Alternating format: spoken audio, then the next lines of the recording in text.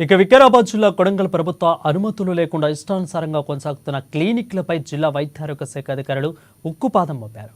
ఇక జిల్లా deputy DMHO Ravinder Yadav తన బృందంతో కలిసి కొడంగల్ పట్టణంలోని పలు ఆసుపత్రులను ఆకస్మికంగా తనిఖీలు చేపట్టారు. నకిలీ ఆసుపత్రులు, క్లినిక్లను ఏర్పాటు చేసుకుని పేద ప్రజల జీవితాలతో చెలగాటమాడుతున్నారనే ఫిర్యాదుతో తనిఖీలు చేపట్టడం జరిగిందని అన్నారు. ఇక ఇందులో భాగంగానే కొడంగల్ పట్టణంలో ఓ చిన్న పిల్లల ఆసుపత్రి, ఫైల్స్ కేర్ క్లినిక్లను సీజ్ చేయడం జరిగిందని అన్నారు. వీళ్ళ మీద కలెక్టర్ కు వచ్చినాయి ఫిర్యాదులు ఇట్లా చేస్తున్నారని కలెక్టర్ పంపించండి. ఇప్పుడు పెద్ద పెద్ద డాక్టర్లు హైదరాబాద్ ఉంటా కానీ మళ్ళీ బాగా ఇంటర్ అన్నందుకు వచ్చిన మాకు వాళ్ళు చెప్తే